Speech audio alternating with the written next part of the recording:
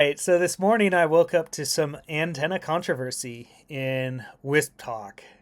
I'm not allowed in WISP talk, so the only way that I can address issues that pop up in WISP talk like this is if somebody sends me a screenshot, which is what happened here. So somebody sent me this screenshot, and then I can address it like what I'm doing right here. And I reached out to the customer to fix this problem. But I super appreciate when people send me the screenshots of the nonsense that happens in WISP talk, because people really pile on and they have all these assumptions, and everybody loves to dump on ISO horns in WISP talk. Well, ISO horns can't defend themselves. Well, I can't defend myself. So I'm going to address this issue, um, but I'm also going to explain why this issue is in fact RF Element's fault. As you know, everything is actually RF Element's fault. You don't care about this order. You want to know, David, why is it that this is actually RF Element's fault? Don't worry, I got you. I got you. So this customer says, "Hey, Isohorns, when are you actually going to ship my order? I ordered on the 19th. This is the 30th, and you've only created the label." This is a screenshot from just now, and it shows estimated delivery date will be available when UPS receives the package. The 19th was a Friday. He ordered on Friday afternoon, and then on Monday, the 22nd, at 2 a.m., a label was created. And I just want to note that's pretty good turnaround. Friday afternoon to Monday morning at 2 a.m. with the label being created. But why is it that UPS doesn't have the package? And I'm going to explain that, but of course, first we gotta talk about why this is actually RF Element's fault. So I'm not allowed personally. David Dean, my personal account, is not allowed in WISP Talk because of RF Elements, and because I was talking about problems like this. So I posted a screenshot of TwistPort inventory levels at ISP Supplies, along with a quote from RF Element's Unlicensed podcast, where they were beating up on Ubiquiti for end-of-lifing products. And here's that podcast. Here's what I was quoting. The long-term buy-in from the manufacturer that you're buying from, it's quite obvious that RF Elements is here to stay, right? And that the horn technology and all this other stuff is something that we're all in on.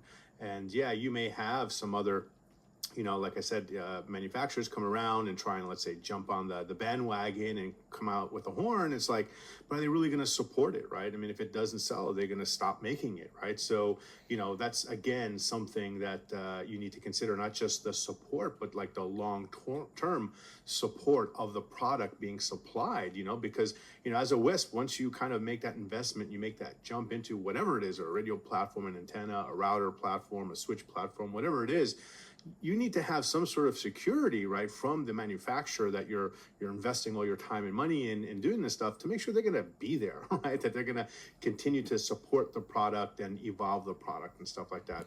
So Tazo said this in 2021, beating up on Ubiquiti. So they're talking about Ubiquiti end-of-lifing products and how you can't depend on Ubiquiti in the future. So yeah, Ubiquiti comes up with a horn, and Ubiquiti horns at that time were the Air Max horns, and they had proprietary adapters. This is actually a pretty reasonable point from Tazos. Pretty reasonable point. But when I made that point, alongside the TwistPort inventory levels in 2023, when I personally made that point, the WISP Talk admins banned. They banned my personal account from WISP Talk. And they did that because they're RFE cronies. So that is RF Element's fault.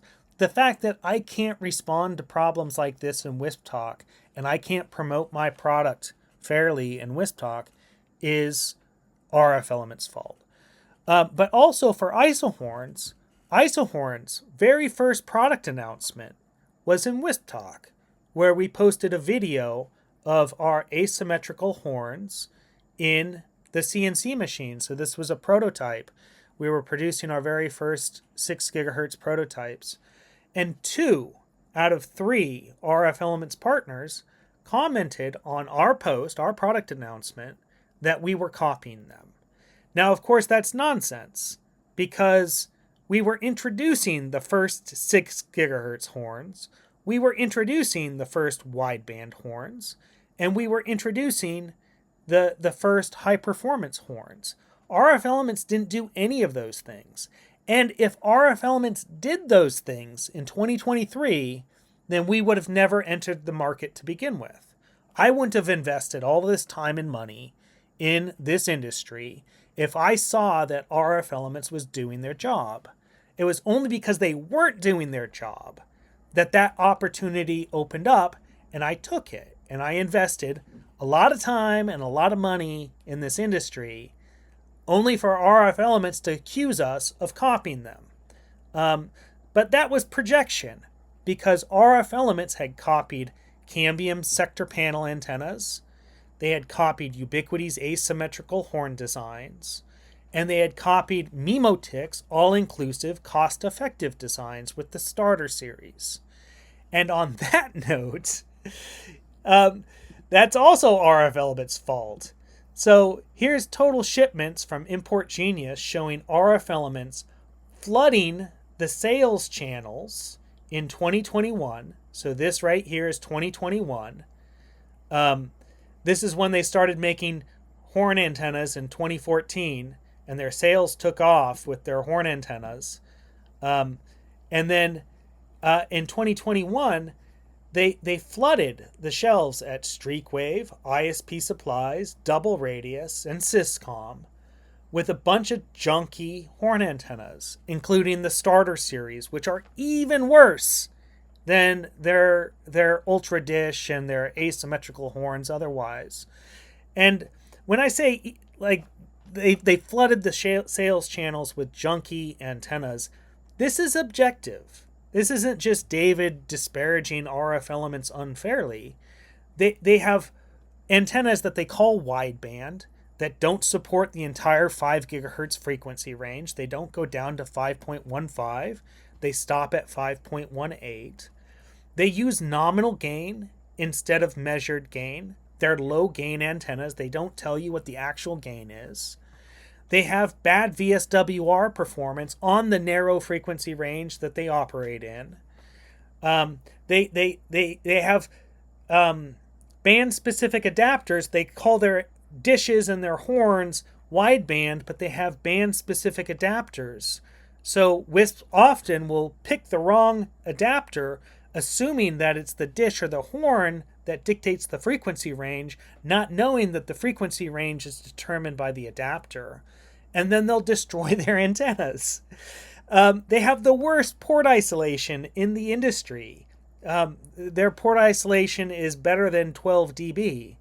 But that's by far, look at any antenna data sheet, and you'll see that every other antenna in the industry is better than RF Elements, but they don't tell you that in their data sheets. So when I say RF Elements has junky antennas and they flooded the channels with their junky antennas, I'm talking objectively here. By any reasonable measurement, RF Elements makes junky antennas, and obviously they flooded the sales channels in 2021 with their junky product, and that made it difficult for ISO horns to get on the shelves. We couldn't get on the shelves at Streakwave. We couldn't get on the shelves at ISP Supplies because they still had inventory from 2021 that they hadn't sold yet. And if RF Elements, everybody's favorite antenna vendor, can't sell any product, then how can a startup do any better? And so this is an obvious problem. It's RF Elements' fault. So we couldn't get on the shelves so that this customer could order product from us because of RF Elements. And then it's worth noticing also, RF Elements, with this, the product that this customer ordered was our 2-foot CPE dish. we marketed it as a cost-effective CPE dish. RF Elements at the time was selling these ultra dishes. They call them the ultra dish, right? The Uber dish. And the Uber dish, they marketed as high performance, ultimate performance. They say it has the ultra ultimate performance. So RF Elements was marketing their junky antennas as high performance antennas. We marketed our antenna fairly as a cost-effective antenna, and but we get beat up by that because part of being a cost-effective antenna is providing cost-effective shipping, and we couldn't get on the shelves with the distributors. So instead, we do free C shipping, and that's what we advertise here on our website. So all of our dishes have free C shipping. Most of our horns have free air shipping. So if you order our horn antenna, it will get a shipping label, and it'll be sent with UPS, FedEx, or DHL, and you'll see that product right away in your tracking info. With our dish antennas, they ship from our factory in Shenzhen, and it takes 4 to 8 weeks.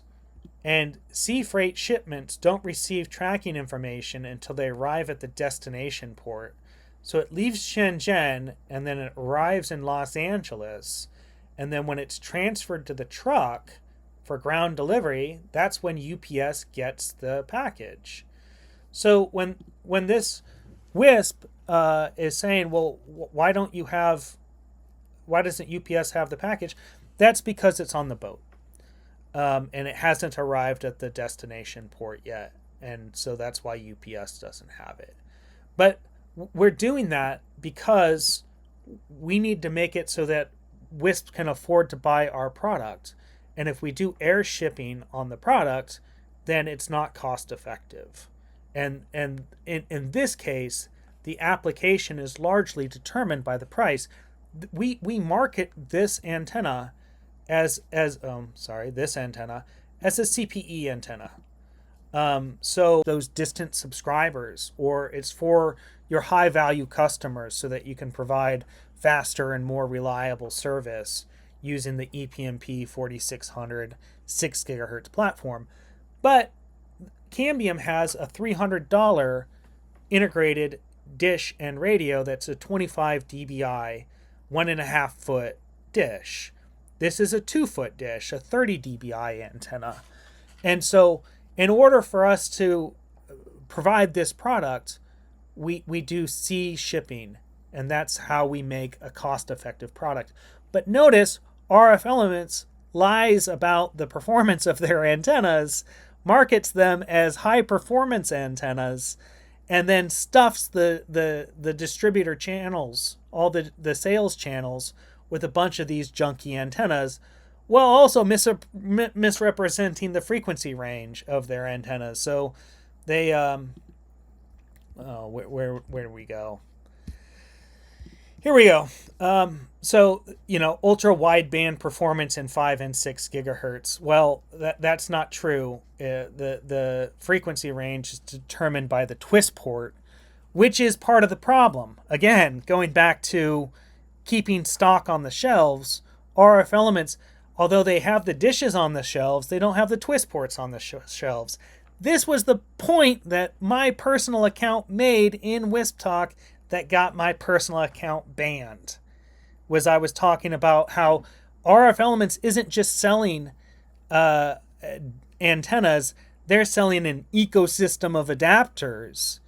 And when you invest in RF Elements antennas, you're not just investing in antennas, you're investing in their ecosystem of adapters, and there's a proprietary lock-in, and there's some danger to it, because when you need to switch radios in the future, you may not be able to use that antenna in the future if the form factor changes on the radio. So that's the danger of the TwistPort adapter, and when I made that point in WISP Talk using RF Elements' own words, they banned me. So that is why this is all, in fact, RF Element's fault. And so, how did I respond to this? Did I just go crazy when I woke up in the morning and somebody sent me this screenshot? Did I just go nuts and blame the customer for not reading the. No, no. I reached out to the customer and I refunded his entire order because it's not a large component of the shipping of the cost of the product is built into the shipping cost. We're providing free sea shipping. We pay for that, right? There's cost in the product, there's cost in the handling, and there's cost in the logistics. There's a lot of cost that we've already spent. I simply refunded the money so that he can take that money and use it to buy our competitor's product, and then our product will arrive. He'll have RF Elements junky antenna, he'll have Isohorn's high performance antenna, and he can compare them.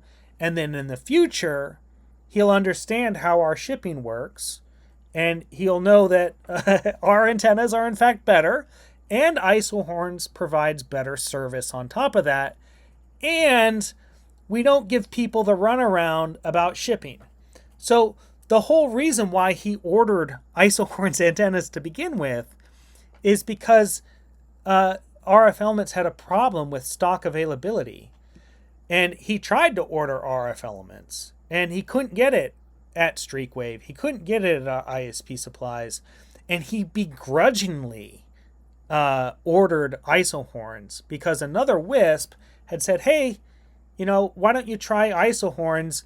It's comparable performance to RF Elements, so you might as well give them a try. Not comparable performance. Isohorns is way better. And now this WISP has an opportunity to see that for himself.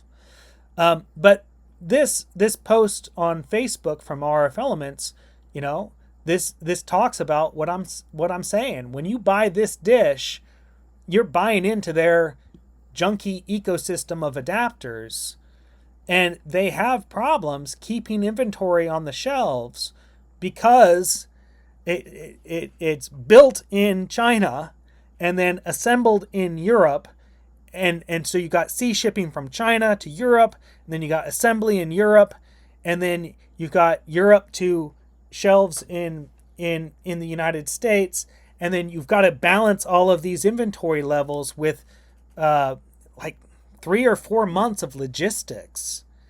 And so that's why everybody's having a hard time keeping this product on the shelves, is because you've got to balance the dishes, the horns, and the TwistPorts, and you've got all of this added logistics and sea shipping.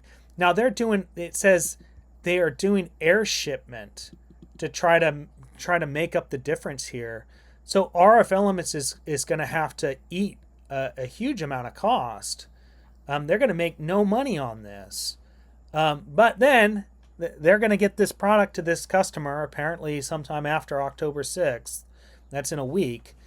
And by the time it arrives, then Isohorns will arrive around the same time, and then the customer can see this side by side and see that Isohorns really is better. And this animation from RF Elements really shows what I'm talking about. When you buy this dish, any radio you have to buy a separate adapter to use it with the radio. And if you pick the wrong adapter, then you're going to burn up your radio. And so that's the other problem with RF Elements. It's not just a product. They're not selling you a product. They're selling you an ecosystem of adapters. So the customer posted to WISP Talk shortly after. They deleted this post and then posted this to WISP Talk saying that he had earlier posted that spanking Isohorns on the delay of the order. David Dean reached out to me and explained the shipping issues. He's refunding me. I can't complain about that. Thank you, David. You're welcome, David. And of course, lots of comments and reactions when you're beaten up on isohorns. When you're given isohorns credit, you're going to get a lot less likes and comments. But Kyle Robinson, who is one of RF Elements fans, he says, so he wants to lay into other manufacturers about not having anything in stock and everything else, but he can't even ship his own product. How funny. Well, I just explained this, but notice that this ignorant comment gets 10 likes and cares from other RF Elements fans in WISP Talk. And then the customer responds, he did the right thing here, play nice. And then I don't know if Nick is contradicting whether or not we did the right thing or if he's just refusing to play nice. This guy says, no, he didn't. So this is really interesting because it just shows that the sentiment in WISP Talk is totally disconnected from reality. It doesn't even pretend to be connected to reality. They just have their feelings and they're just operating on their feelings. They don't know what happened, but this guy says, no, he didn't. This guy says the right thing would have been to update communications after 5 business days, explaining the delay. Communication silence is just bad business. Every time a customer reaches out to isohorns, we respond right away. So this assumption that we had not communicated what was happening with the product is simply wrong. So, this, again, people just beat up on isohorns because they feel like it, totally disconnected from reality. In reality, it's RF Elements giving their customers the runaround. And it's RF Elements not doing what they say that they're going to do. A lot of times, customers will reach out to us and they say, hey, we tried to order with RF Elements. We weren't able to do so. They say that they're going to have stock available in, say, 2 weeks. Do you have inventory available? And I'll give them the honest answer about our inventory and stock availability and how long it will take to get their product. And sometimes they'll order with us. Sometimes they're going to wait 2 weeks for our competitor. Now, 2 weeks invariably turns into another 2 weeks, and another 2 weeks, and another 2 weeks, which is probably what happened here. So I track Streakwave inventory, and I saw Streakwave saying, okay, we're going to have product available on September 1st. That product didn't arrive on September 1st. Then they said, I think September 15th. But yeah, they kept on pushing it. 2 weeks, 2 weeks, 2 weeks. So this is, again, another race to the bottom from RF Elements, where they will promise the customers to have inventory available at a specific date. The customers will depend on that. And then RF Elements will give them the runaround. While at the same time, isohorns will honestly represent, it takes 5 to 10 days for our horns. It takes 4 to 8 weeks for our dishes. And customers a lot of times will prefer RF Elements runaround to isohorn's honest representation of our inventory levels and our availability. So that's another reason why it hurts honest vendors when other vendors are dishonest about their product capability, about their inventory levels, and they just don't do what they promised that they're going to do. And RF Elements gets away with it.